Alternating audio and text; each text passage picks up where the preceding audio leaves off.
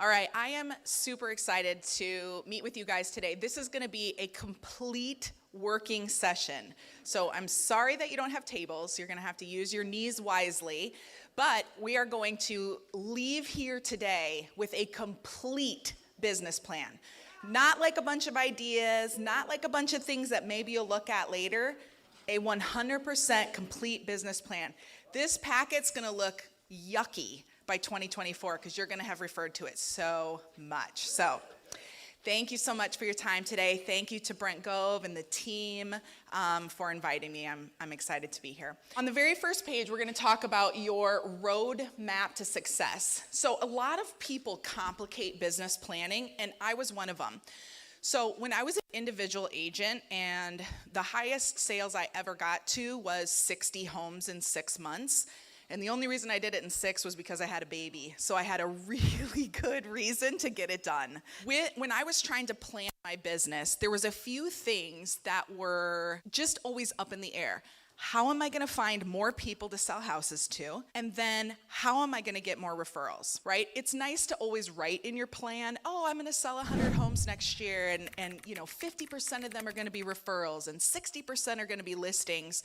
But when you actually have no tools and systems to make that a repeatable type of business, your plan is just flat. It's just pen on paper. So that's what we're going to cover today. And we only want to include the elements that are important. Now, there's many other things you can add to your plan besides the 29 pages that are here. But I'm telling you, these are the most important based on, I've coached and trained about 1,000 agents in the last 10 years. And this is a huge part of what we coach and train on. So we're going to set the stage first. I was certified by Brennan Burchard, if any of you are familiar with him, a few years back. And something we had to do in one of his seminars was we had to stand up and write the 10 things we were most accomplished at. And I sat there and sat there and sat there, and I was like, I can think of one, but I can't think of 10.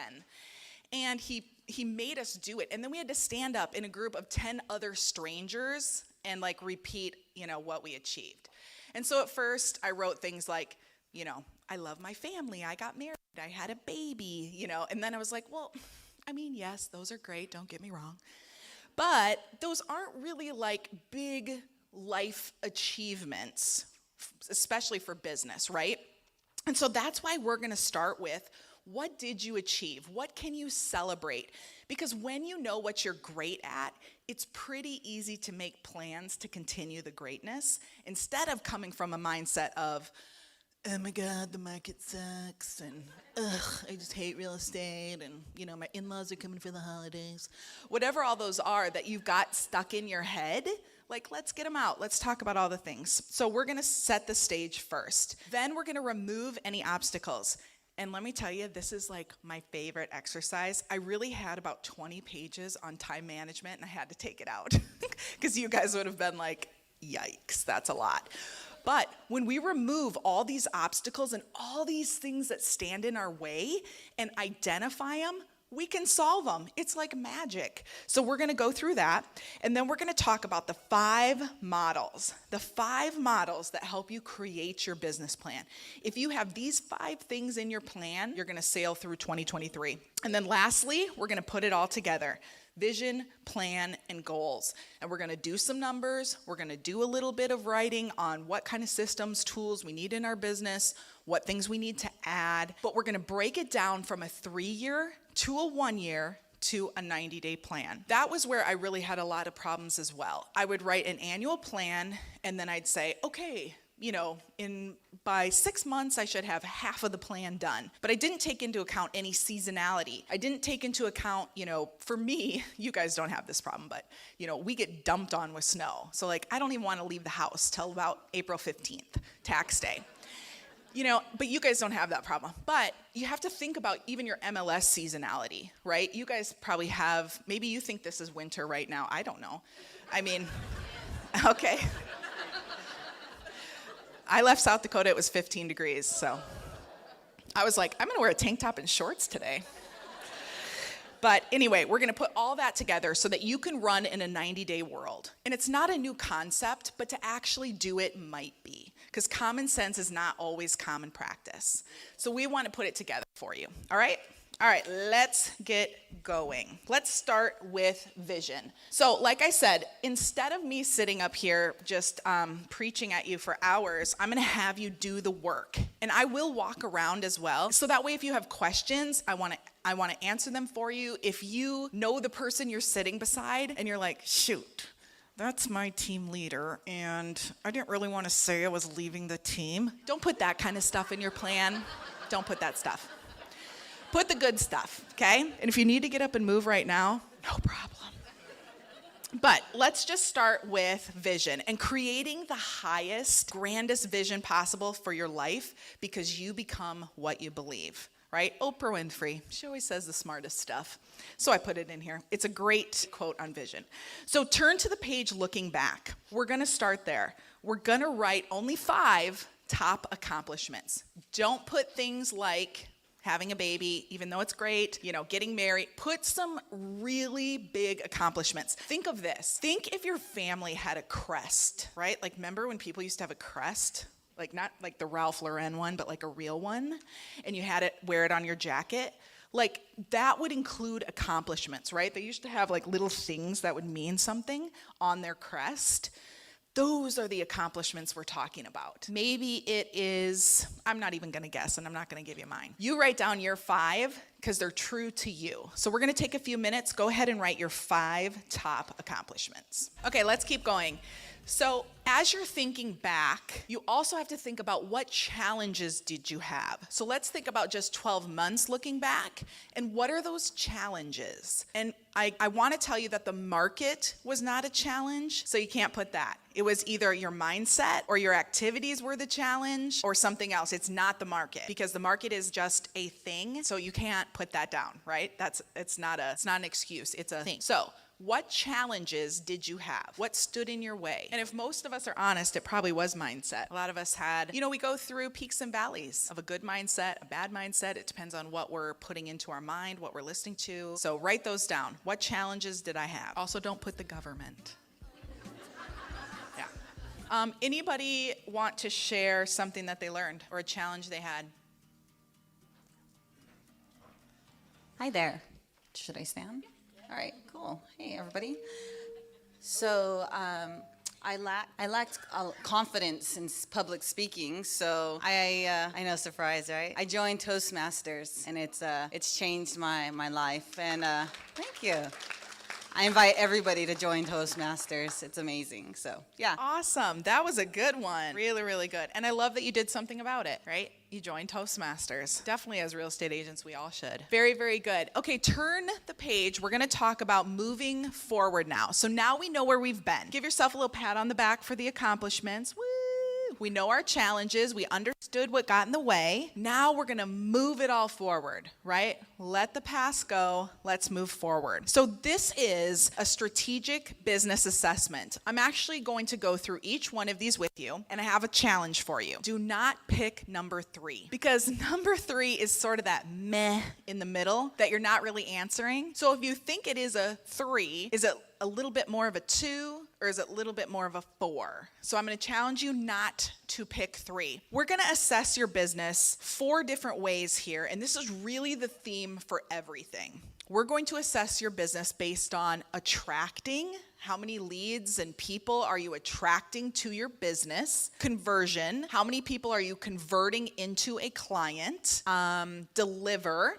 Are we delivering a world-class service so we get all those referrals and we have people talking about us? And then lastly, one thing I think that real estate agents do not concentrate on enough is scale. And scale means growing your business. It could be growing your team, could be just knowing your numbers and creating your future. A lot of us don't even think through what would the future look like, right? When you go work for a corporation, and you plan on staying there, you kind of understand what the trajectory will be, right? You got your 401k, you work with these coworkers, they tell you what to do, you come in at these times, and then at the end, you what? Retire, right?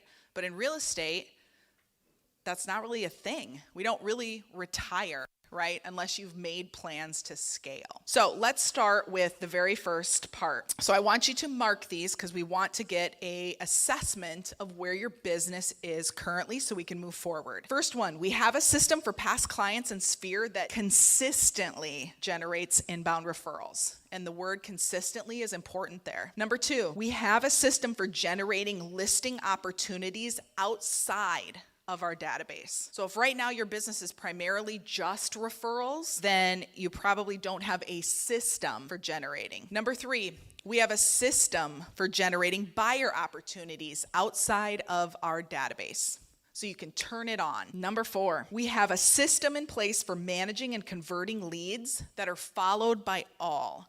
So if you're part of a team, you probably have like a lead management policy, protocol, everybody follows it the same way. These are our scripts, this is how we update, this is how often. If you're not on a team and you're an individual agent, do you have that system and plan? How do I follow up on leads? You know, if someone came in and took a look at your system, would there be one? Or would they know what it is? That's what we're rating right here. Next one, we use proven scripts and have a consistent process for setting new appointments. So when you talk to someone on the phone, do you know how to convert it to an appointment? Really well. And it's proven and consistent. Next, we use the same sales processes and materials when meeting with prospective clients. I'm going to give you an example on this one. So a guy that is in the office that I work in. He's been a realtor for about 25, 28 years, something like that. And he had these clients coming in from out of town, and he walked in my office and he was like all nervous. He rented a car. I'm like, don't you have a car? Which he does, but he rented a car. And he came in my office and he said, oh my gosh, I'm so nervous to meet with these buyers. And I was like, why? Are they, different price range? Like what are you nervous about? He's like, ugh, I have nothing. I have no packet. I have no presentation. I have no flow for anything. And I sat there and I was like, you've been in the business for this long and you don't have a system, like something that you can just grab. Maybe you don't have it printed or bound, but you can't even like do that.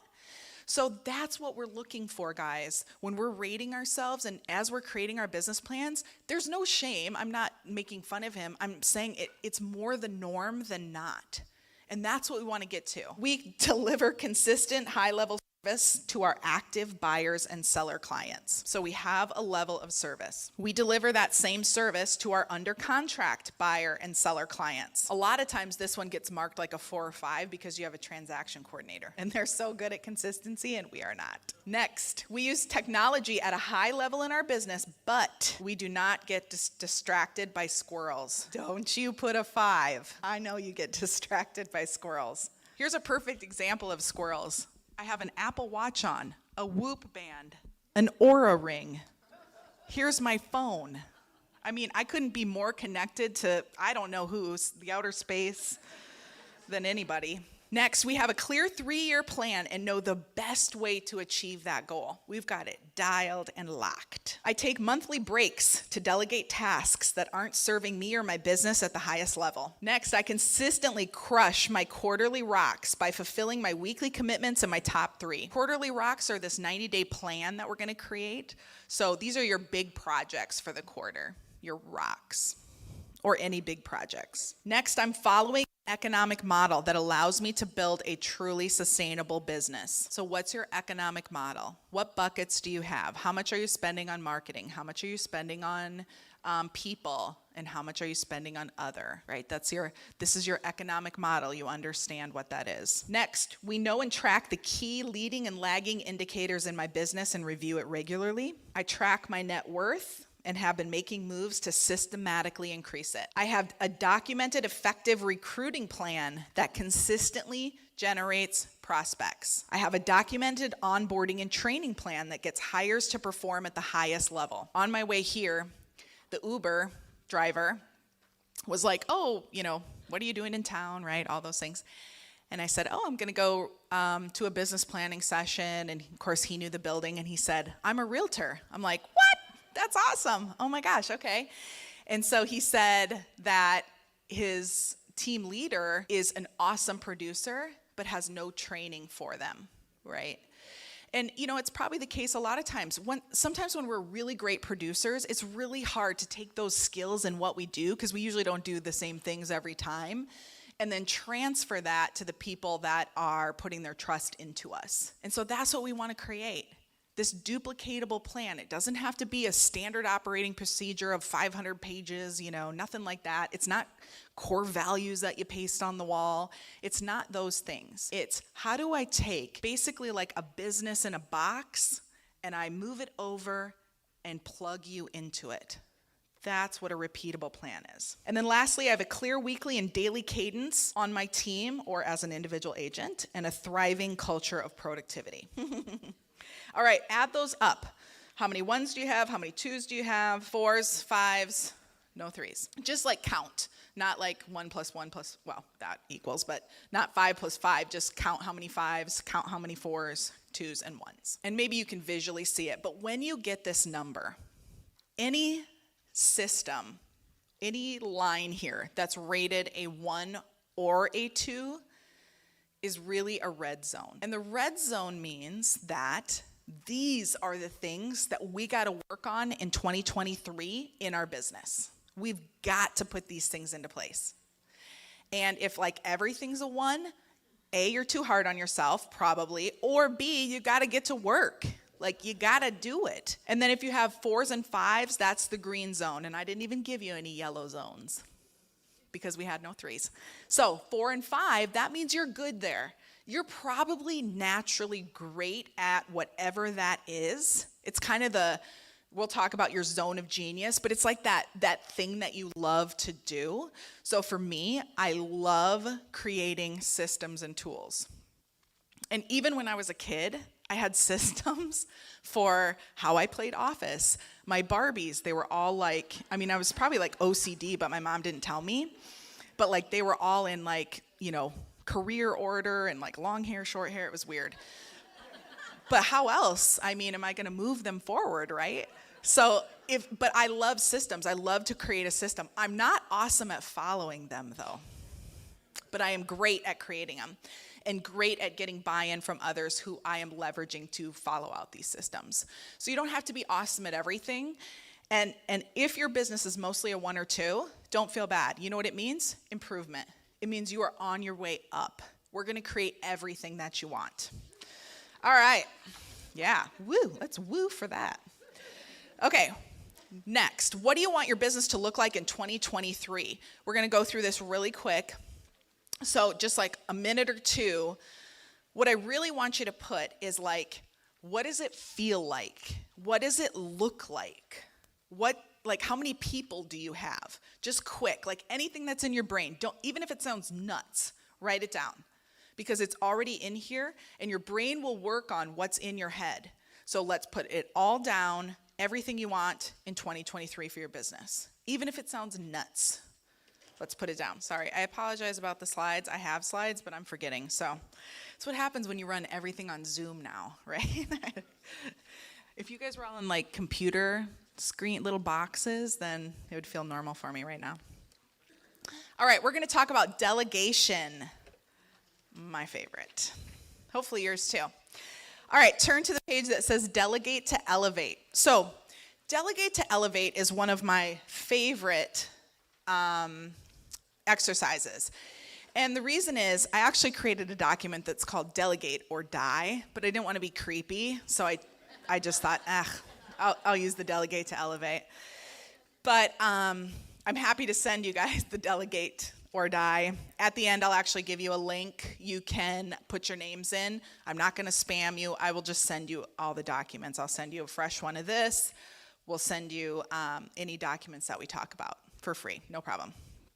All right, Delegate to Elevate. So the reason that this is my favorite is because when you're thinking about your time and what really takes up most of your day, like real estate activities and personal activities, you have to understand what you are great at, what you are good at, what you don't like, and what you're definitely not good at. So when you think of your zone of genius, what you're looking for is when you write something in this love and great line, this is like, if I woke you up at 4 a.m. and said, oh my gosh, you should do this, you're like, no problem, I love it. I mean, I didn't want to get up at 4, but I actually love doing this. That's what we're going to write in the love and great. And as real estate agents, I don't think anybody really gives us permission to say there are parts of the job that we don't like, right? None of you probably walked in here today and you shook someone's hand and you're like, oh my gosh, I hate showing houses. You're like, no, you're like, hey, oh my gosh, business is so great. How are you? Right? We don't talk about it, but we have to each other maybe, not to our clients. Like, oh, I hate showing you houses. But we got to talk about it because then we can provide leverage for ourselves, right? You've heard of showing agents, you've done virtual tours, all those types of things. But find out, what do you love that you're great at? Put that in the top upper left quadrant. And then what do you like and you're good at? Put that in the right-hand side. And I don't want you to judge any of this, just write it, because this is how we're going to be able to apply leverage over time. It's not today. I wish I had like magic dust for all of you, and anything that you put in the lower 2 quadrants I could take away, but that's what we're working toward, right? So go ahead and write top left, love great, top right, I like it, I'm good at it, bottom left, I don't like, but I'm good at it, and then the bottom right, don't like, not good at. I'll give you a few examples while you're writing. Just keep writing. But like maybe it's emailing listing traffic to your clients, downloading expireds if you do that, updating contacts in your database, managing contract to close plans. Maybe you're performing the contract to close plans, closing gifts, buying them, depositing commission checks, inputting listings into the MLS. And this is one of those exercises that you might have to finish later because you might have trouble like remembering, oh, that's right, I forgot. Or, because sometimes it's just what's fresh on our mind. This is an exercise that I want all of you, who's got their cell phone with them? Just kidding, you all do. So put in your cell phone a recurring appointment for every single month to do a Delegate Elevate. The more you do this, you'll start to realize maybe something that you had in one category that needs to go to another. And if your whole business is in don't like, not good, then you need to seek a mentor, a coach, a trainer, your office mate that you want to be like, right? And figure out how they're doing it. Sometimes we just don't have the knowledge of how to break through something. So it's where you get curious and you ask questions. But do this every single month. And then when you take your list, and if you have an admin helping you, you're going to give them the don't like, not good.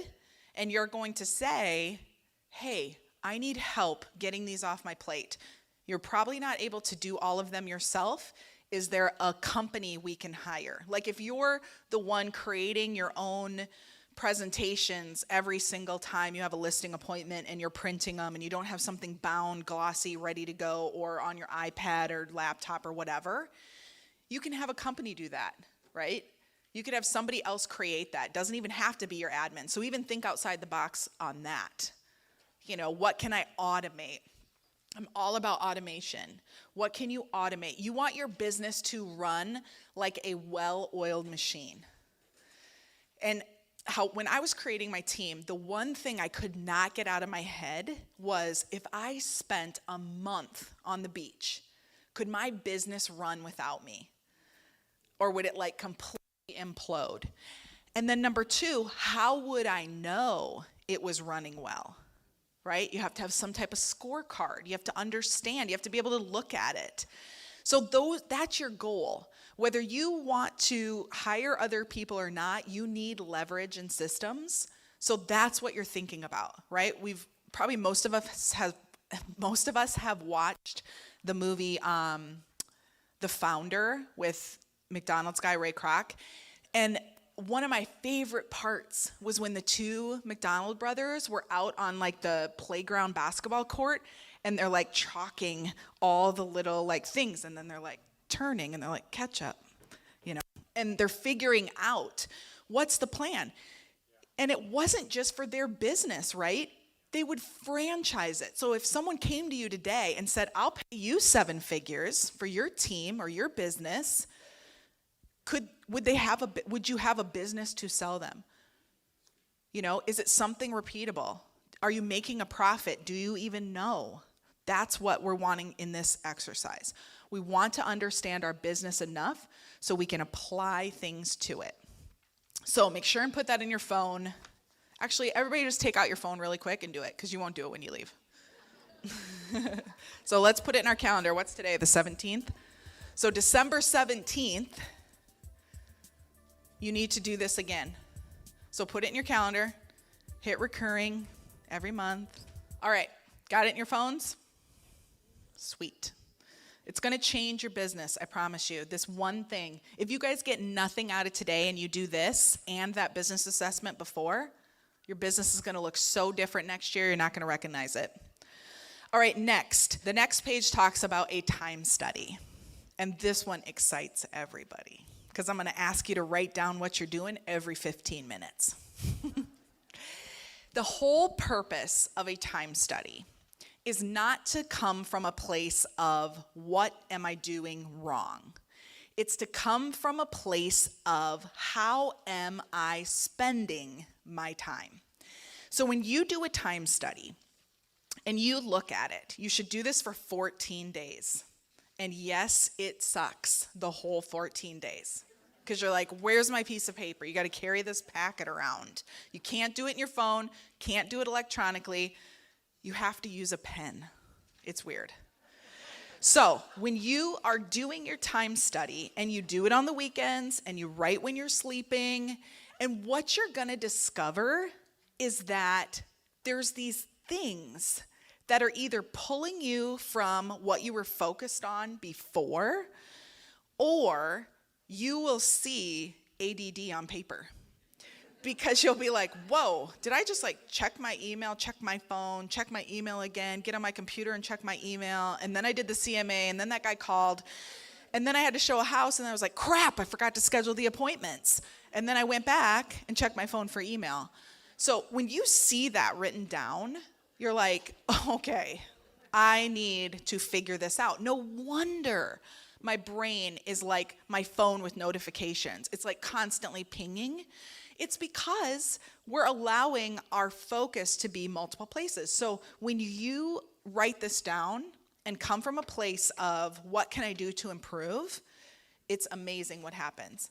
And I suggest doing this at least once a year. And when you go through it, you're going to look at what's strategic, what's tactical, what's self-care, and what's family. When I did this exercise for 14 days, I had to turn it in to, you want someone else to look at it for you, okay? So I turned it into this guy, and I was like, yeah, I was pretty proud of it, actually. I was like, I've put in quite a few hours. Looks like I'm doing pretty amazing. And the first thing he hones in on, and this was a coach, by the way, he hones in on is self-care. And he goes, wow, 2 hours of self-care in 2 weeks. And I was like, oh, yeah, I guess. And he was like, do you exercise? Of course. Just kidding. But I was like, yeah, sometimes, right? Sometimes, when I feel like it. And he's like, well, what else is your self-care? And I was like, well, really not much. I think about it a lot. Every once in a while, I get my nails done. But that's it. And he honed in on that right away and said, that's the first thing you need to change. Because you're getting no renewal time, right? So that's what I mean when you look at this time study. You want someone else to kind of view it for you and say, here's an opportunity. Like, yeah, you're highly functioning. You're getting a ton of stuff done. And in fact, you're probably cheating a little because you're working more than 8 hours a day or 9 hours a day, when really you could probably get it done in about 4 or 5. But we're kind of wasting time. So that's what we're looking for. We're looking for these opportunities that we're not thinking about that help us renew. Because here's the worst thing that could happen. We all build this great business, and everyone's like proud of us. They give us the awards, they're like top producer.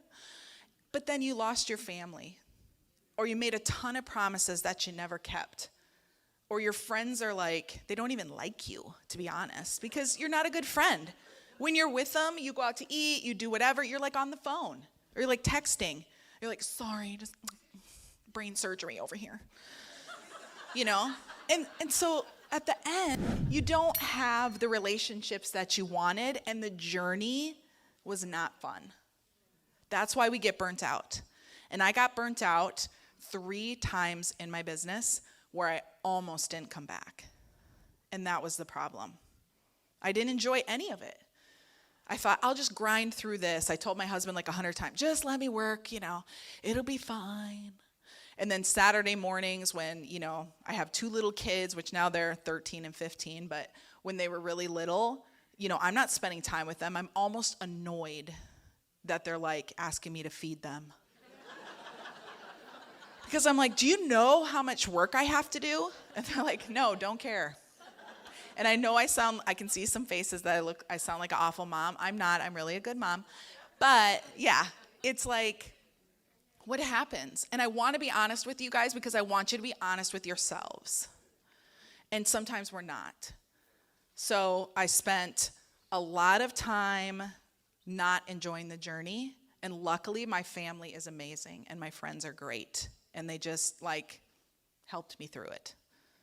So if you need somebody because you're struggling, find somebody.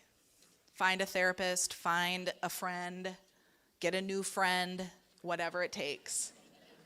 But start to enjoy the journey. All right, so now we've just elevated our life. We're feeling good. Okay, numbers. So this is kind of the hard part. And it's only hard because sometimes we just don't know our numbers. So it's hard to say, okay, this is where I was last year. This is what happened. But we're going to go through this anyway. So start on the top. You can see, I'll just read through it and I'm going to have you work through it because you're going to need your brains fully to kind of think of this. But the top part, how much do you want to make? We're going to start with that because you need to know, right, where you're going to go. Then you need to put in, what are you paying your brokerage? Right? We all pay a brokerage. What are you paying? What's that split? Maybe there's even an additional split with a team, so put that in there too, because you're receiving lots of benefits from being on that team, so you might have more than one. Next, the percentage to withhold for taxes. You guys are different than me, because I'm in South Dakota, so I don't have income tax, and so mine's going to look different. But put your percentage in there, okay? Then you're going to add those up. And that's going to tell you how much GCI you need. That's going to tell you the number. It's that simple. Then you're going to go, what did you make last year? How many transactions? And we're going to come up with a nice little phrase at the bottom. To make X amount, I need to close X amount to get an average of blank per home. So go ahead and work through that. It'll walk you right through it. If you get stuck, let me know. All right. Now we are going to review last year's numbers, so the exacts. We need to know between listings and buyers how many appointments we took, how many we actually ended up signing, what that listing volume closed was. And I think the most important part of this exercise is what were my top sources for business. Because that's going to tell us what's working that maybe we can add some juice to. Or if we only have 1 or 2 sources, we know we need to add. So let's go through this exercise. Do any of you have trouble tracking how many appointments you've went on? Yeah, okay, lots of us. I'm going to tell you a really easy hack that we did. So does most people use Google Calendar? Yeah, good, okay. So in Google Calendar, you know how you can create other calendars, right? You have your main one, you can create all these other ones.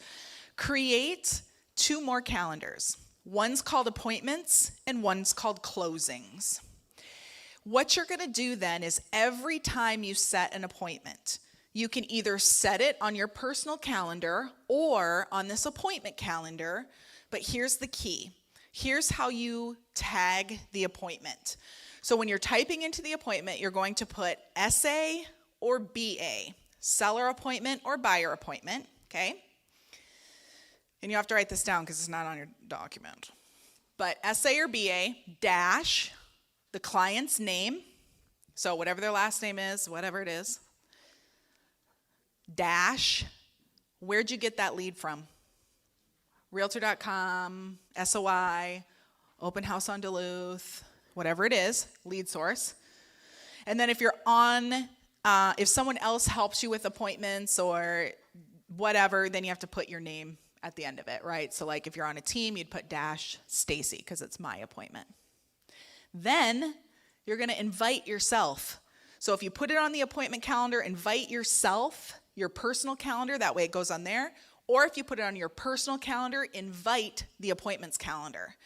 Now you can go through and every week, every month, once a year, you have a snapshot of every single appointment, including when you do buyer appointments. I didn't say this. You need to do, NBA for new buyer appointment and just BA when you're showing. So that way you know, oh my gosh, I did 30 appointments with this buyer. I did 2 appointments with this buyer. You'll understand where your time's going, how much you're making off these clients, really. Because it's not the commission. You've got time in there, resources. I love it. Thank you. Closing, same thing. Invite yourself, invite your clients, invite the other agent. You look really nice when you do that, right? Put all that in. Okay, so now you need to write down the appointments, listings taken. If you don't know, guess, right? You kind of have a general idea. You for sure know, hopefully, how many you took, but make a guesstimate and then write down your top 6 sources for buyers and sellers. Was anybody surprised at their top sources? Like once they wrote them down, they're like, wow, I guess I didn't realize I had that many, or, didn't realize that one of these sources was so big, buyer and seller sources. One thing I can give to you guys as well is, I think the magic question for realtors is always, how do I get more listings, right?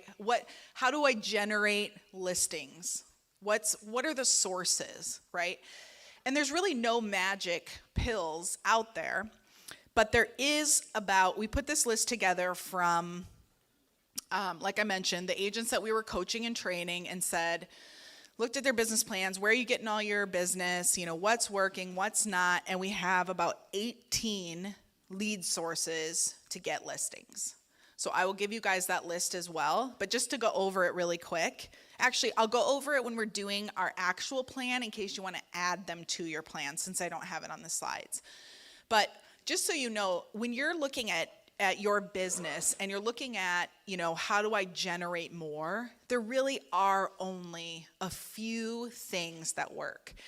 And sometimes as agents, we like to throw money at lots of things like, okay, I'm going to do YouTube, Zillow, Realtor.com. I paid some guy to be on a bus bench. I have radio, whatever.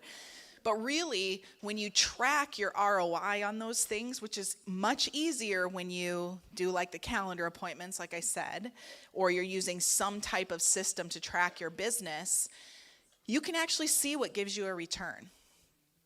And as you're looking at 2023 and everyone's kind of vying for your dollars, because you're going to get a ton of calls, right, on, hey, you should buy this, or put your name on these pens and drop them at the restaurant, whatever it is, you have to understand what's a good return.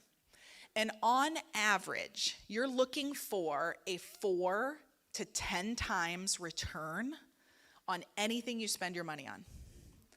If it doesn't give you a 4 times return, don't spend money on it. It's not the one for you.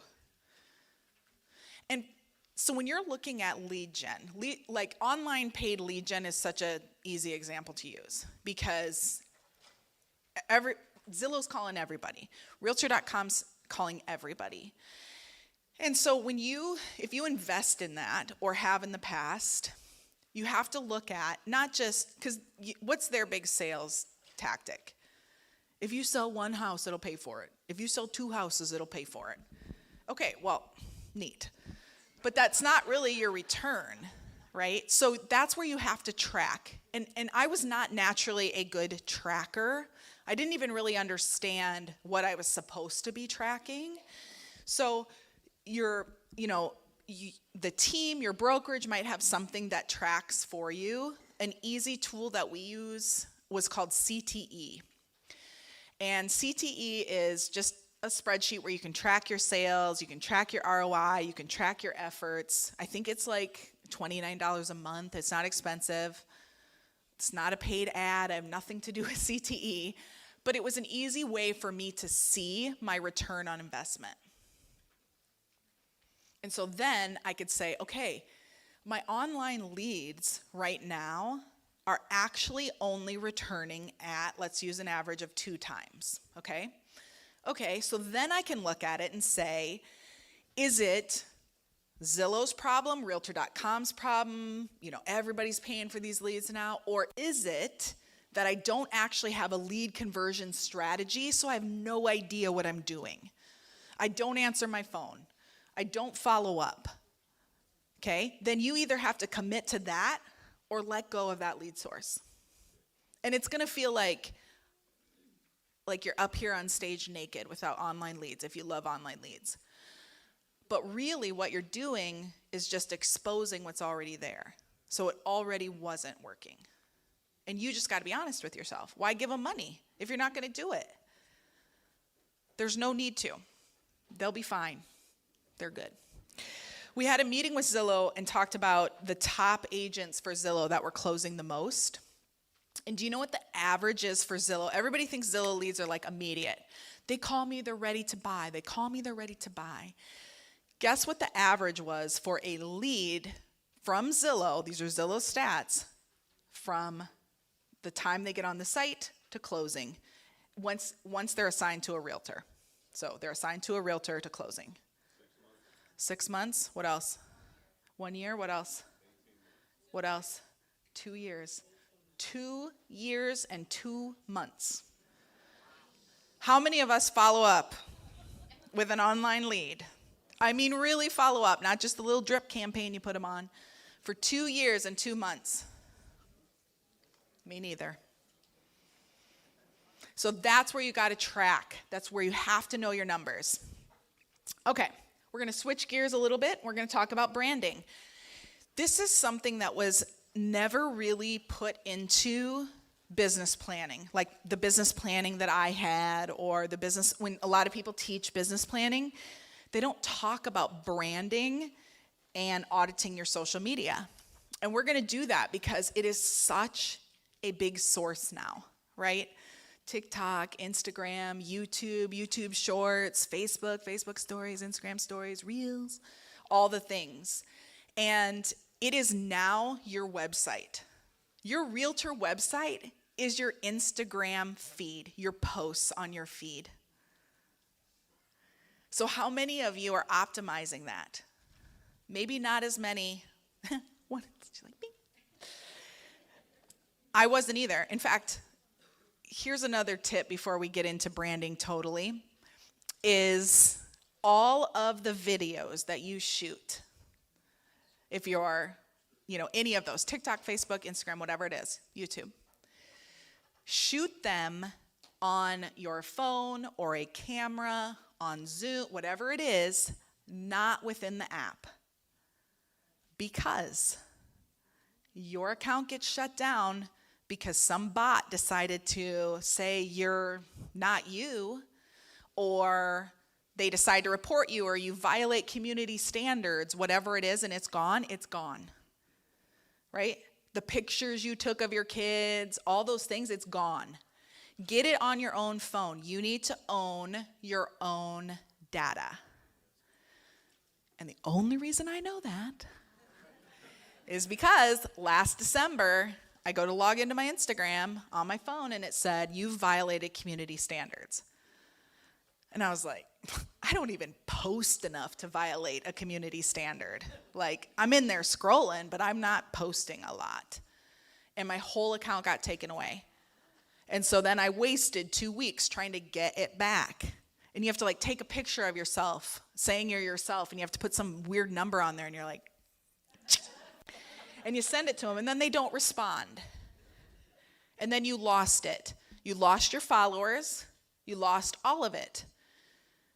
So if you're trying to build a big business on social, make sure you have all that data on your phone or whatever you're shooting. YouTube, you do. That's easy enough. but you have to own it. So let's get into branding. This is also similar to the crest. What are your brand values? What do you want to be known as?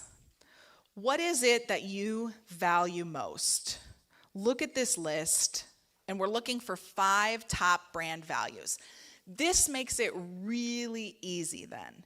When you are looking to post on social media or your website or your blog, it also makes it really easy when you're looking to invest in something. You're also looking at these words when you're choosing, how you present yourself. So like I wouldn't choose a word like, well, it's not on here, but like, quiet. I'm just not quiet. Quiet people don't wear red pants. So you also are looking for the words that, you are.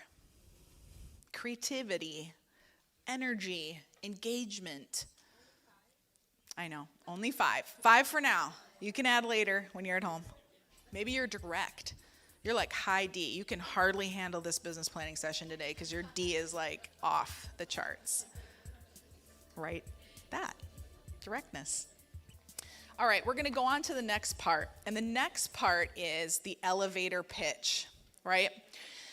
When you're crafting, this is something I wish I would have done a little earlier in my career, because when someone asks, just actually like in the Uber, right? What do? I'm a real estate agent. And do you think anyone is impressed by that? No. Because they're like, oh, great. Big eye roll. So what you want to use is luxury language and not discount dialect. So when you're talking to someone, how do you talk about what you do? And does it invoke something in them? Like, I want to do business with that person. I'm going to give you a few examples. I put them on my phone. I worked with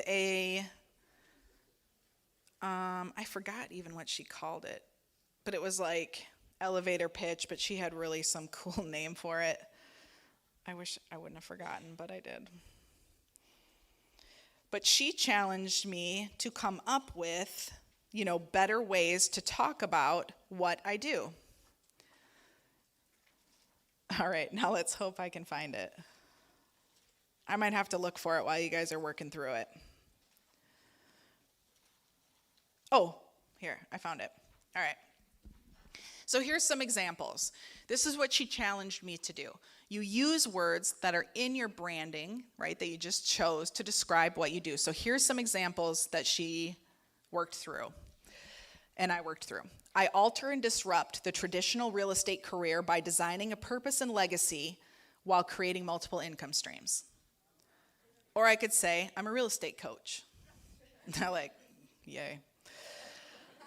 I said I alter and disrupt the traditional real estate career by designing a purpose and legacy while creating multiple income streams. I'm going to read you some more.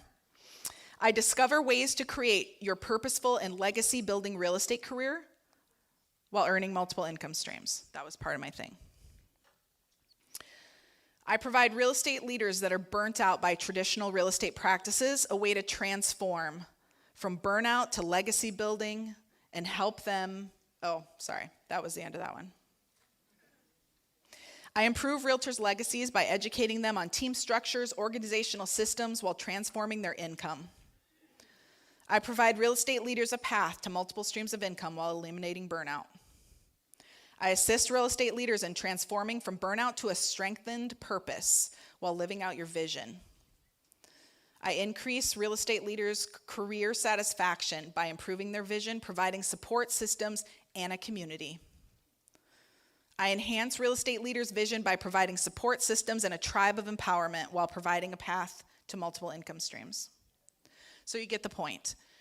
You're looking for those words that are a little more inspiring than the traditional, I am a real estate agent. Now, they have to understand what you do. It can't be like so off the wall that they're like, I thought you were a photographer. So they have to be able to understand it.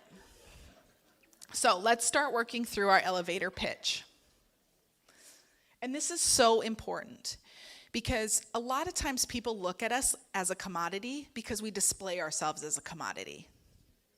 I show homes, I list homes, I sell homes, you know. How do you know I'm a realtor? Because this is my cover picture. Right? We look like everybody else. So this helps us look different. So what do you provide? Who do you provide it for? What's the problem that person faces? What existing solutions are out there? And what's your offering, including your differentiator? If you're not sure, think about the testimonials that you get. They generally tell you what you're doing really well, and it's a great way to be able to kind of talk about what you do. Craft it.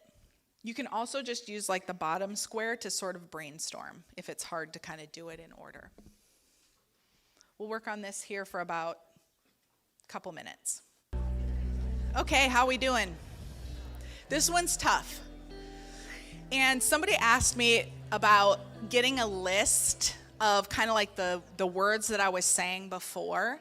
So at the end when I give you my information, I will put that in that list of stuff that I send to you guys. So it'll have more luxury language, discount dialect. So changing your verbiage. Who wants to share theirs? Yay. Here, come up here because he's recording and that'll be easier. All right. My name is Barry Mathis, if you don't know me. Some of you do, some of you don't. I provide education and opportunities for investors and real estate agents who are looking to increase their income without the volatility of the stock market or traditional business models by helping them earn predictable and repeatable income that will continue working for them long after they stop working. Yeah, that was great. Good job. Have you done this before? Really good. Yes, good point. How many of you have read the book Story Brand by Donald Miller? A few of you. He said he's read the book. It is awesome. It's a really great book on how to make your clients the hero instead of you, and about how to market and tell those stories. So definitely read that book. It's great. Who else wants to share? Let's get one more, even if you're worried about it. Donald Miller, Story Brand by Donald Miller. He's on a couple podcasts as well. I used to have one saved. And I don't remember what it is, but if you Google like Story Brand, Donald Miller, he'll come up on those podcasts. But he kind of gives summaries of the book, and they're great. He's awesome. And he has his own podcast. Okay, one more. Ooh, over there. Oh, two. Yes. Good morning, y'all. I'm Deb Britton, and as a passionate leader grounded in my faith and joy, I instill courage in others to embrace a limitless vision of abundance and adventure. Amen. I love it. Okay, one more. It was right over here. No, come on. I knew it. Come on. Everybody's is different, right? It's great. Yeah, give her a round. Woo! I'm Mariah Bailey, for those of you who don't know me. I provide honest real estate advice and education through communication for anyone who desires to invest time and money in real estate who struggles with current market conditions and processes, because that's hard. Unlike other brokerages, my offering is client-focused for success, not agent-focused success. Nice. Good job. See? Way to come up. Now, those three were so different. But if you heard those and you weren't a real estate agent, would you want to do business with them? 100%. That's why we're taking the time to work on this. Great job, guys. Let's give them one more round. Good job. Okay, so I'll read you mine that she came up with in case you want to steal adjectives from mine or theirs. So when I first got on the phone with her, this is what I said. I said, I coach agents with systems and tools to help them create a better business. And I thought it was awesome. And so here's what she came up with. Ambitious real estate leaders Team leaders, partner with me to retain your agents and increase their revenue. I introduce you to systems, structure, and stability for their business by creating custom revenue roadmaps, so agents don't end up burnt out or broke, but can plan a business that keeps their sanity with a profit plan that goes beyond just selling houses. Would you do business with somebody that says, my son keeps calling. I coach agents with systems and tools. Yeah, answer it. Or verbal business, how I said the verbal business card after. Otherwise, I sound like another coach, which is great, but I want to be different. So branding puts you in a different light. When you think through this, what's our number one job? To be in front of people, right? That's how we sell houses. That's how we connect with others. It's how we network. But we don't generally take a lot of time on this. And this is one of the most important things. After you heard those guys say theirs, now we kind of understand. It becomes more real. This is the person I want to be. And remember in the beginning when we were crafting, what do we want 2023 to look like?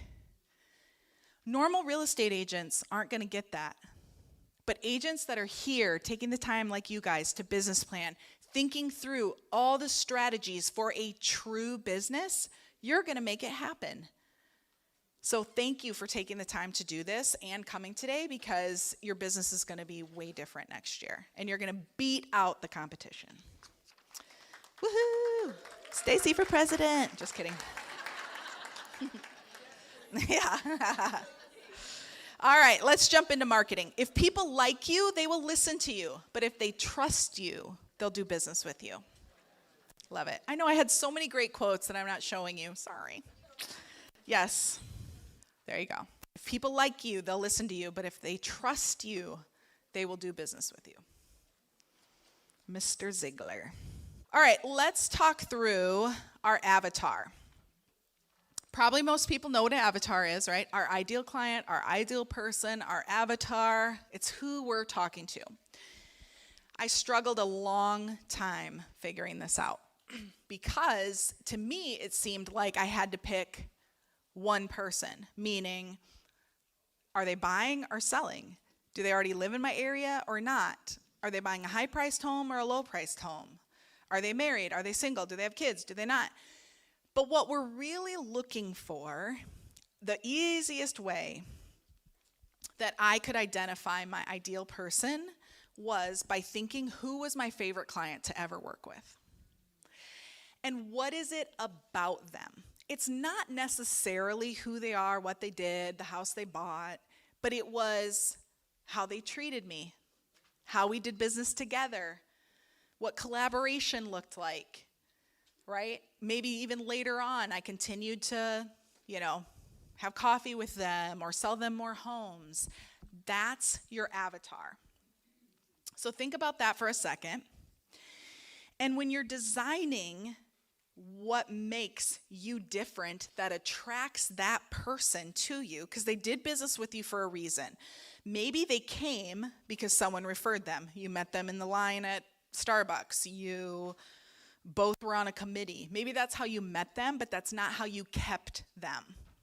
You kept them because of what you provided, who you were, how you acted, and especially if they did repeat business with you. So as you can see, I love these circles because you can always put something in the middle and it looks real fancy.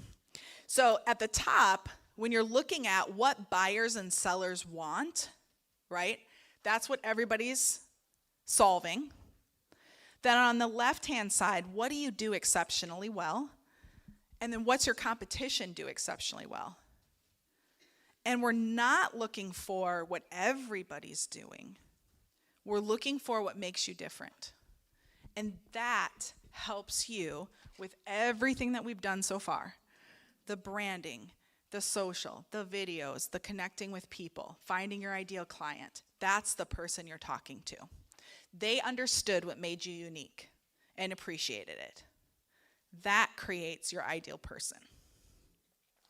So turn to the next page because we're going to talk about what are some averages that we have. Whoops, I got to go back. I don't have a slide for that. We're going to identify our demographics, our target market. So on average, What clients do you work with? Maybe you're in the age where you're dealing with mostly first-time home buyers and you love it because you love that thrill of like helping them find a house, and you love when their dad comes to the inspection. Maybe, yeah. You're like, thank you for coming. Were you an inspector? Oh, your uncle is? Great. Maybe you deal mostly with luxury clients, right? Maybe your ideal client even has a certain income range, right? Maybe you deal primarily with engineers for some reason. That actually ended up being, when I did an exercise like this, which is funny, because as you can tell, I'm high I, but I'm also high D. And I worked with engineers. Primarily, all of my clients were engineers. Isn't that funny? It tells you they want to have more fun. And they're not. Yeah. I was like, don't be so stuffy with numbers. Yes, I can create a spreadsheet. So write that down. How old are your clients? What's their occupation? What's their income range? What's their family like? Where are they located? And the most important part that we're going to put is the bottom question. What needs to happen in their life for them to start looking for your solution? Hopefully it's not that they died, right? What is it? Are they a person that, I'll use my brother as an example because he never uses me as a real estate agent. I know, but he's younger than me. He runs 8 companies, so it's real hard to keep up. And he purchases property all over the United States. Has a plane, flies it. He's a nice guy, but he is a nice guy. But what does it take for somebody like that to do business with me, right? I have to show that, number one, I'm knowledgeable in multiple types of investments, because he purchases commercial property, Airbnbs, and personal homes, multiple homes. I have to, so in his life, he needs to be presented with solutions. That's how he would find me. So if I'm out there talking about, I'll give you a for instance, because we were on the phone this morning, and he was saying how he has a commercial building, and he's moving his company out. He bought a new building, and someone's finally coming to lease it, but they're only leasing about 5,000 of the 10,000 square feet. And so he was messaging his agent, and he's like, hey, we've been planning this move for like 10 months. It's in a really great location. It's pretty, it's nice office space. Why isn't anybody like taking the whole thing? And she said, well, I don't know, but most clients are just looking for like 4,000 square feet. And he's like, okay, well, I have 5,000 left. I'm sure we can work that out, but would that be a solution? Can you advertise that? So do you think by him presenting that to his agent that he is super excited and thinks his agent's working for him and providing solutions? No. He's providing the solutions to his own problem. So when you're thinking about what has to happen for somebody to choose you, maybe you need to be the best communicator out there. And I know it sounds vague, but are you calling your clients every week and giving them an update no matter what? Like, no, we didn't have any showings, but this is what interest rates did. This is what your price range is doing. This is what's happening in your neighborhood. Are you calling your clients that are under contract every week? Are you providing them solutions? Hey, seller, I'm so sorry that it's not selling as fast as we wanted to. Here's what we know. My marketing's proven, your price is not. Let's take a look. So you have to provide solutions. So what needs to happen for them in order to want your solutions?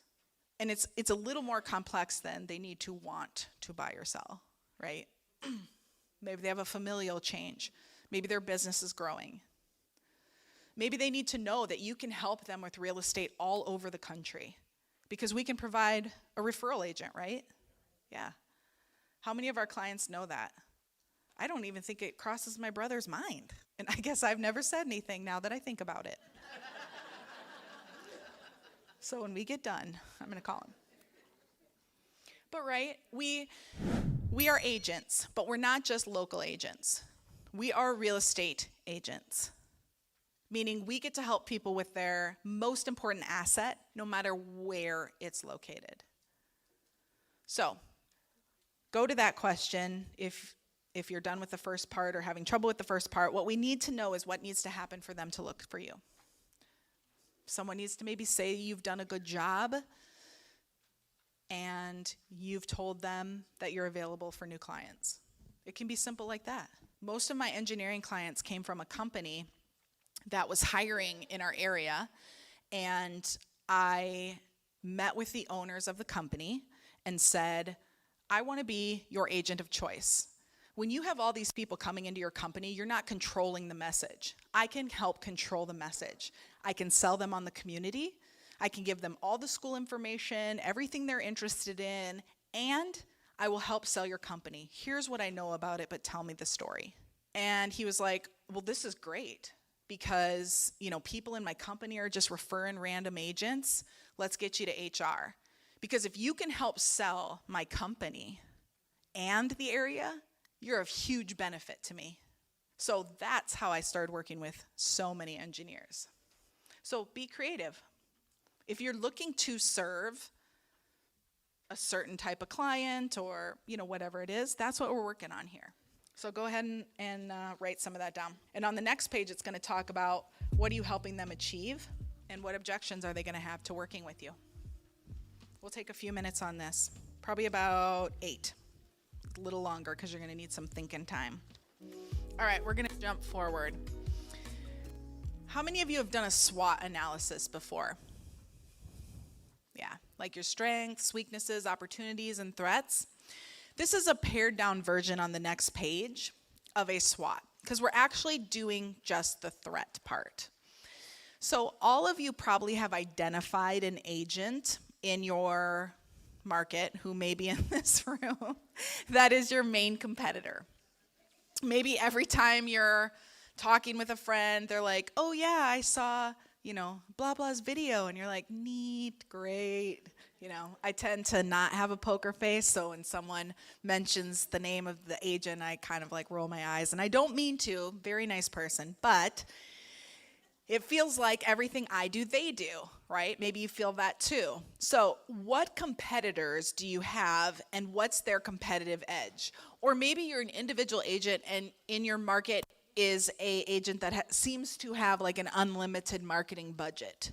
So your kids are like singing their song. They're like, 940. And you're like, oh, stop singing that song, right? Whatever it is. So what are their competitive edge that you feel they have against you? Maybe they show up with some magical presentation, so every time you have an appointment and you're the last agent in, you never get to go because they call you and tell you that they already signed, the client already signed with them. I hate those calls. I hate it when another agent would call me and tell me I can't come. I'm like, well, I'm calling them anyway.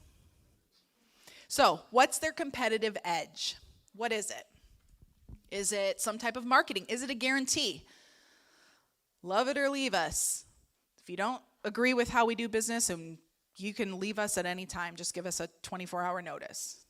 We sell your home in 67 days or we'll buy it for free. Right? What are those competitive edges that maybe you don't love, but people gets the phone to ring? Maybe they're like the town mayor. They just are really good at marketing. And they're constantly on social media, giving crackers to the team football, the little elementary football team, and they all wear their shirts and all those things, right? That's marketing. So what's their competitive edge? It could also be something that is a weakness in your business. So maybe it's not exactly a person, but it is a competitive edge against you. Write those down. Okay, now that you've figured out what your competitors are doing, now we're going to take a little bit of time to solve it. So next page, how would someone know they're the best agent for you based on the competition? So if they have a guarantee, you see them all over the place, whatever that is, what could you do to counteract that? Are there materials you have to create, videos you need to do? You need to read StoryBrand so that you can get your clients talking about you, but in a way that displays they're the hero. What are the things you need to do in order for those people to choose you and not the competition? Maybe it's you need a listing presentation that works. Maybe you just need one. Maybe you need to do a one-step listing and not two, because you're getting beat out there. How will they know you're the agent for them? If people are responding to your competition, then something's working. What can we do instead? We talked earlier about being the communicator. Maybe you need to create communication things for your clients. Maybe there needs to be a weekly text. Maybe there needs to be a weekly email, a marketing update. Those don't all have to be done by you. Maybe you have showing time and you can get all those reports. Maybe that needs to be sent. Maybe you need to read or watch KCM, Keeping Current Matters, and you need to redo those videos for your clients and put that out on your social so they know to choose you because you're the market expert. Generally, the agents that sell the most look like the market expert. They may or may not be, but they look like it to the public.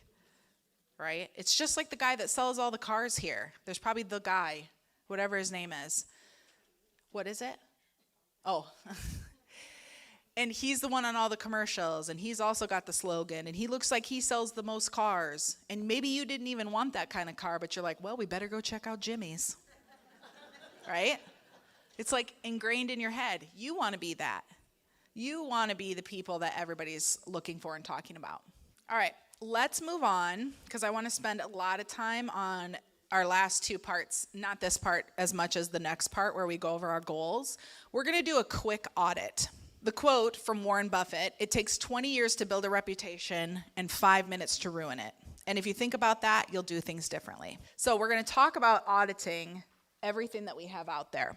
And this mostly applies to social media. As we talked about, if you're not on social media, that's okay, but it's a big piece of how people find you and how they talk and do business. So we are going to go through a little audit here. So what are your goals with social media? Sometimes we don't even know why we do it, and then we get off track really fast because we're like, well, I don't know. I guess I didn't want to post about what I was eating anyway. So we got to post things that our ideal client that we just identified wants to see from us. They want to see we're a real person. They want to know that we know our business, right? That's probably their two main goals. So what are your goals with social?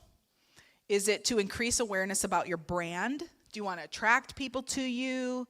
Are you trying to drive traffic to another website where you capture all their information? Is your goal just to engage with people? You're kind of a community builder. Do you want to grow an email list? Do you want to promote events? Did most of you find out about this event via social media? No. Email? You follow me? Just kidding. How'd you find out about it? Word of mouth. Okay, great. Brent. And he does this for you guys monthly? Amazing. Okay, so what are your current goals? Check off the ones that you have. Don't worry about knowing the number of likes and engagement, and don't worry about that. You can look all that up later. But let's talk about our branding into a checklist on the left-hand side. Do you have a page on social completed? Like you have your description of what you do. You have a link in there so they know how to work with you. Do you have videos or photos that show them you're in business? Or is it primarily like a personal one and you don't really have a business one? Maybe you combine them. Either way, yes or no, check them on here. Do you consistently post? Are they valuable to people? Like if all you post is broke agent, it's only valuable to the rest of us because we think it's hilarious too. And if you don't follow the broke agent, you need to. Careful with kids around, but read it. It's funny. Do you have an overall theme? We talked about the theme. What's your theme of your brand? There's a lady in my organization of agents that she sold the first $100 million house in the United States, and she looks it. She just does. I didn't even know what Baccarat.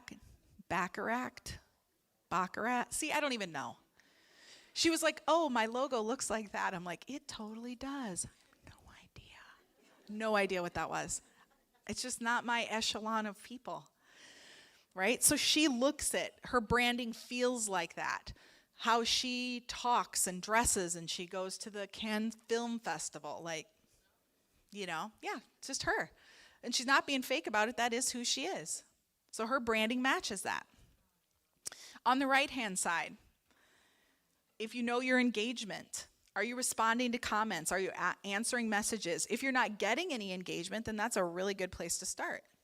Do something that gains engagement in your social. I hate to say this because it's recorded, but I really feel like the agents that are going to win in the future are huge on social. Because we do everything on our phones. Like, I'm annoyed if there's a real estate thing I have to do and the app doesn't work on my phone. Like, I don't know if you guys use Transaction Desk. We do. Ugh, it is like from 1990. I'm like, get out that printer that had the little dots on the side and you had to like move it, because this thing is the worst, right? So we do everything on our phone. We got to make it easy for people as well. So I'm going to have you finish your audit afterwards because I really want to get to the goals. This is the biggest part of our session. This is where you're going to leave with a plan. Quote, you can do whatever you set your mind to if you just roll up your sleeves, get in there, and do it. Everything is figure-outable. Marie Forleo. A great book, by the way. Everything is figure-outable. So we are going to craft your 3-year vision, your 1-year goals, and your 90-day plan. How are we going to do that? This is maybe where you've gotten stuck before. This is where it's going to be, this is where you're really going to put in the work. So as you can see on the top of your 3-1-90 is what we call it, it's the same layout. It's just going to have different metrics and different goals, right? But the layout is the same. So sometimes people get stuck on 3-year, 5-year. I mean, it doesn't really matter. It's just a shorter time frame in the future. So if your brain is only conditioned to 5-year, it's fine. Cross out the 3, write a 5. 3-year, 5-year, same year thing. You're going to write at the top your future date. So 3 years from today, write that date. And you can use January 1st as well. Doesn't matter. You get a little bonus then for amount of days. Then you're going to figure out your volume closed, your GCI closed 3 years from now. It's not the accumulation, it's 3 years from today. Your gross margin, net profit, and number of homes sold. You can see in the really light gray, I gave you the formula to figure it out in case you don't know how to do it, which it's hard when you're kind of put on the spot, right, to do it. Start there. Start with your 3 to 5 year numbers. And then from there, we're going to build the plan. And I'll give you some examples. So start there. Future date, volume closed, GCI, gross commission income, the gross margin. Is anybody here creating a plan that is not in production? Like maybe you are a team leader not in production. You know how to do it, yeah. Okay, so mostly everyone's in production. Okay, then that 80% is going to be right and 50% net profit. If you're out of production, those numbers change. All right, as you're working through your numbers and you get to the bottom part, this is where I'm going to give you some examples. And I pulled up, and I'm sorry, I should have put it on the slide, so you're just going to have to listen to me read it. But I'm going to give you an example of an agent's 3-year plan. The numbers sometimes aren't as hard to figure out, it's just how we get there. So I'm going to give you some examples of what your role could be. Sometimes that's easy, but then we don't understand who we need, not how. So what admin people we need, what systems we need, what's our sources of business, what additional people do we need besides an admin role, and what does that look like? and then what are our strategies for accomplishing the goal. So here's some examples. Team leader role, or your role, excuse me. Ben works with specific clients, spends most of his time on the team and business. So this person is wanting to create more leverage for themselves. They don't want to work with just every client that comes in. They have a very specific, they're probably wanting to work with just their ideal client. They are going to spend most of their time helping other agents. So they're going to add people to their team, right? Next one, administrative. He doesn't have a lot of detail on his plan, but this would look like, you know, I have a marketing assistant doing these types of things. I have my own contract to close, or maybe I leverage that out. I have a listing coordinator, those types of things in any detail.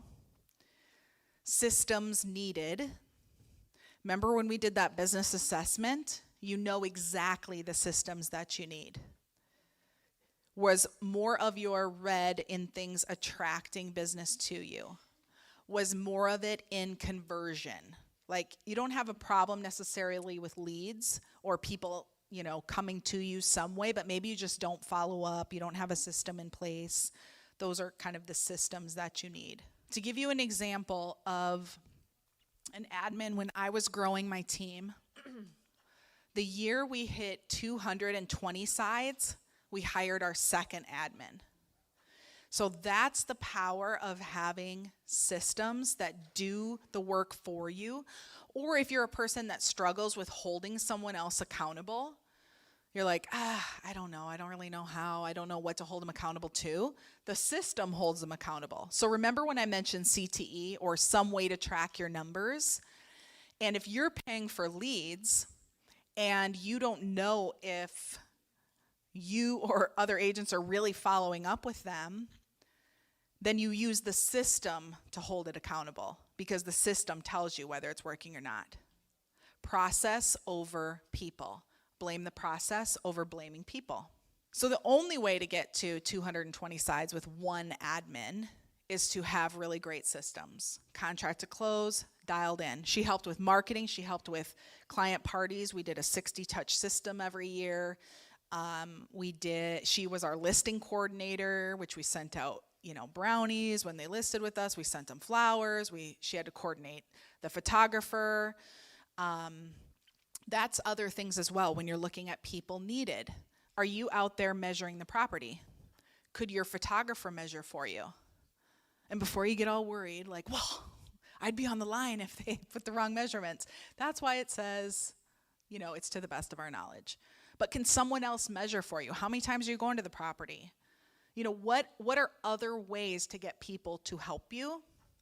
That's how you do things with less people and more margin in your business. So based on what you've done so far, what systems do you need? What people do you need to hit those numbers? Could you hit that by yourself? Could you hit it with the structure you have today? Probably not if your goal is big enough.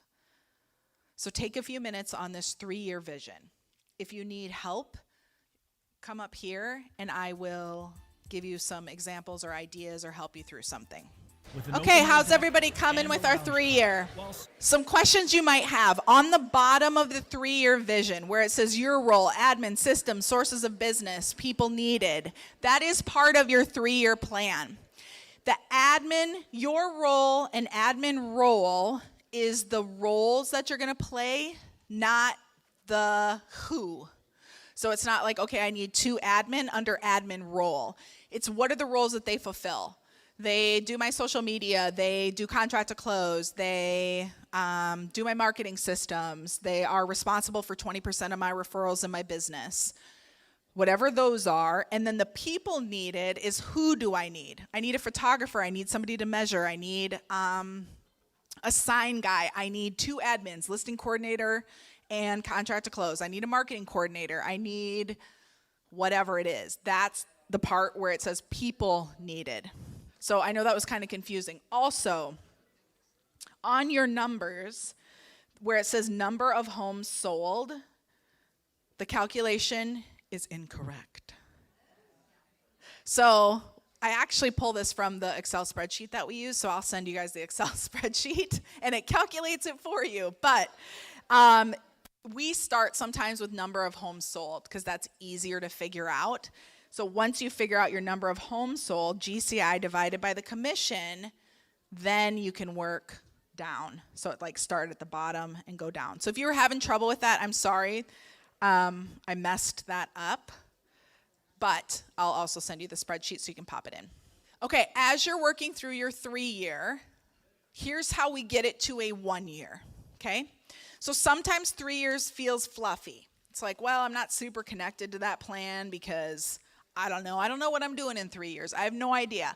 I'm a new agent. I'm an existing agent. I'm going to retire in 3 years. So when you're looking at your 1 year plan, here's the question you're going to ask yourself. What has to be true at the end of 2023 in order for me to hit that 3-year plan?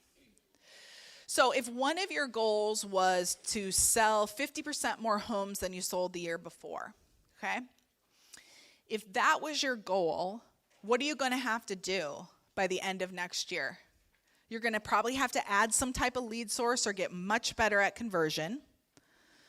Everybody should have in their goal, know my economic model and understand my ROI, right? We have to know, are we getting at least a 4 times return? You have to assess if what you're doing is going to help your business run like a well-oiled machine. Remember how I said that was my filter?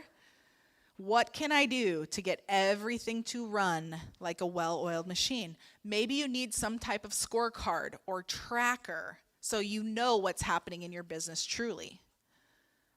Because some of us ride that roller coaster. Like, oh, I sold a whole bunch of homes. Oh, I wish I was less busy. Oh, crap, no one's calling me. Oh, I'm not even busy.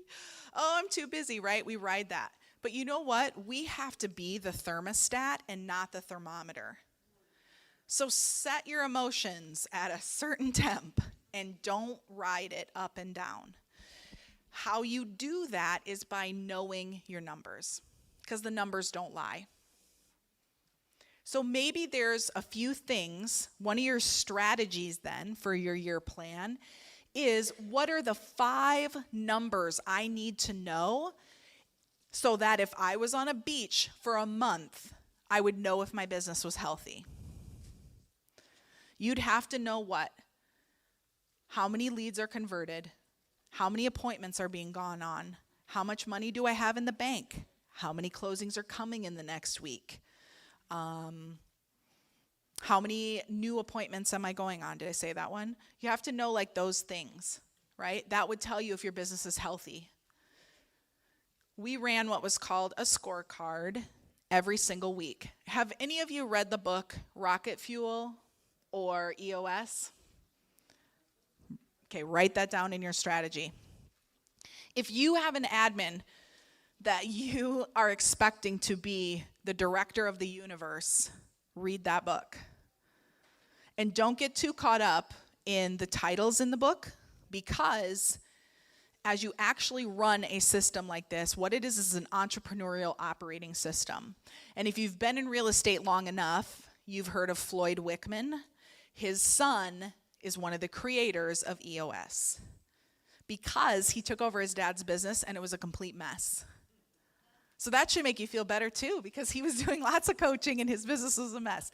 His business was primarily phone, right? So there wasn't very many pillars to continue when you're the guy on the phone and you've taught no one else that business. So EOS teaches you to have a scorecard so you understand the health of your business. CTE can be a scorecard. And again, if you're using something, don't go buy CTE. Use what you've got. Learn what you've got. Don't spend more money, but just track. We do it in an Excel spreadsheet too. Our scorecard's on an Excel spreadsheet. Every Monday, we have an hour-long meeting with our admin and ask them what's happening, what things did you commit to last week, what did I commit to last week, what issues are there to identify and solve, and then how's the health of our business. So that might be a strategy for you. Maybe you need a better organizational system. EOS is an organizational system. If you're an individual agent, you're like, well, how does that apply to me? You still have to understand your numbers. You still have to track. So using the calendar system that we talked about, using Delegate, Elevate, that should be your strategy. This part should be so easy because we've done the work prior to this. We assessed our business, so we know exactly the systems that are in red, right? We know the number that we want to make. We understand how we want to brand ourselves, how we want to show up in the market. So go back to that. We didn't do all that work just for funsies. We did it so that you'd have a real plan to use. And you might have to go back to this, that's okay. But that's why we went in that order, so it was easier for you to do this. So if you're looking at the page and you're like, ugh, I don't even know what any of this is, that's all right. You get to look back. This isn't a quiz. You get to go back and look at all the work you've done so far. I would suggest starting on the page with the business assessment, which was toward the beginning. I didn't put page numbers on here. So in 1 year, what has to be true in order for me to hit my 3-year? And this one's a lot easier because we're constantly doing 1-year plans, right? We do it all the time. This is where you made that resolution, but you didn't do it. We're going to do it because we're going to break it down after this. But you got to have your 1 year. So if you struggled with 3, at least do 1. So what are those numbers? If I want to sell 100 homes in 3 years, but the average in my MLS is only a 20% increase, that's going to be tough for me to do if I'm at 10 homes this year, right? So if an average real estate business grows by 20%, that kind of gives you an idea for 3 years, if you use today's numbers. That would have been helpful when you were doing that, huh? Sorry. So as you're creating your 1 year, take what you did this year, and you could add that percentage if you want to. Maybe you have a different number. Mine went from 0 to 100 to 150 to 171 to 225 to 275 to 300. So sometimes you'll have big jumps and sometimes you won't, right? It's super hard to get to 100 sales a year. To 200, it's just the system. You're just now oiling that wheel a little bit, right, to get to 200. It's hard to go from 2 to 5. 5 to 6, 5 to 7, 5 to 8 is not as difficult. It's just adding probably a few more people, maybe adding a system or tweaking that system. Now you know why I love systems. They make everything easy. Okay, let's finish our 1 year plan. Okay, I know this seems like a fun time to duck out. Don't, because I'm giving away $100 bills to those that are staying. Just kidding. Totally kidding. But I want to tell you a couple things because I know some of you, it's getting close to time. So I have a link for you. Write this down so you guys can get these materials. I'll add everything I can for you to make it easier. You bet. Let me find. My VA created the link here. All right. It's a bit.ly. So bit.ly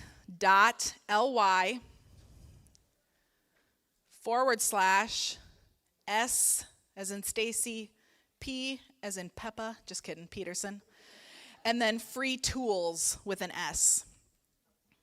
It's going to ask you for your name, email. I'm not marketing to you. I'm not doing any of that. I will give you your all the information, okay? In order to find me on social media, repeat it. Yes, sorry.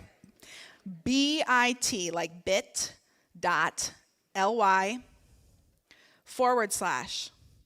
/SP free tools with an S. No .com. Oh, great. Rob will send it to all of you as well. Look at that. Oh, if you register. Only if you register. bit.ly /SP free tools with an S. On social media. Did it work? All right, let's tell my admin. What the heck? It's a capital SP. Maybe that makes a difference. Oh, sorry. I just like to trick you guys. I'm like, try it. See if it works. All right, that works. It's a capital S, capital P. All right, and then on social, I am on Instagram, TikTok. I'm not really on TikTok, but I'm on TikTok. Facebook is This is Stacie Peterson. It's on the front of your book as well. So you can connect with me there as well. All right, give me 10 more minutes of your time because we're going to do the 90-day world. This is the most important. So as you look at your 3-year, it can be super overwhelming. Then you look at your 1 year and you're like, oh, I'm exhausted. I don't want to admit it, but I'm tired. And it was really hard for me to create business this year and keep a good outlook with everything that's going on, right? So if you're feeling that, it's okay, right? It has been that way. Let's just acknowledge it. It's been a tough, tough time to be in our industry. But that's why we just spent 2 hours doing this. The 90-day world takes that 1-year plan and breaks it down into quarters. Sometimes we put big, big, big projects for our 90-day rocks, right? Rocks in our 90-day world. And you have to remember you're one person that is selling homes, and maybe or maybe not, you have an admin. So make sure that when you're looking at your 90-day, so I would use March 23. So pretend like it's January 1. It gives you a little more time to work on it. It's like a bonus. So make your future date March 31st of 2023 on the 90-day world page. Break it down. How many deals do you want to do your first quarter? Maybe there's seasonality like I mentioned in your MLS. There is in mine. So those are tough months for us. But did you know, according to NAR, December and January are the most relocated months? Yeah. Isn't that crazy? So most people relocate then. And we kind of tend to think like, oh, it's Christmas, Thanksgiving. Do you know why realtors are never around in November and December? Like why it's like quiet most times? Why do you think? Right. That's right. I agree. I think, it's a time where agents think there's not going to be as many business, but there's a lot of motivation during that time for people that are trying to buy, right? That's what he mentioned. The reason I believe that agents are not in the office is because remember when we were talking about the time study and I had 2 hours of self-care? And now to tack on holidays and family and expectations and birthdays or all the things you got at the end of the year. Business planning sessions, your dues are due, right? You got all these things. It's not because they're lazy, and it's not because you're lazy. It's because you didn't take the time up front to enjoy the journey. So I hope today that this plan gives you hope. So if you're sitting in your seat and you're like, I came today hoping that my business will change next year. I don't know how, I don't know who, but I need it to change. This is what you need. Just spend more time crafting it, tailoring it. You have everything in here. There's no magic pill, and no real estate horse is coming to save you. It's up to you, and you've got what it takes. You've 100% got what it takes. If you need to get a coach, get a coach. If you need to plug into what you already have, which is probably the case, plug in, do it. Make new connections. Our job is networking, whether you're an extrovert or introvert. Your job is to execute this plan. And I hope that all of you have the absolute best year next year because you took the time to come, because you made it happen. Yeah. Thank you. I want to say thank you to all of you. I appreciate your time. I don't take it lightly. I was like sweating bullets. I've done this a million times, but it means a lot to me for you to have a plan that you can use. Do you feel like you've got the tools to do it? Awesome. This is my favorite quote. The road to success is always under construction. We're all a work in progress. All right. Thank you very much. Thank you, Brent and team. I appreciate your time.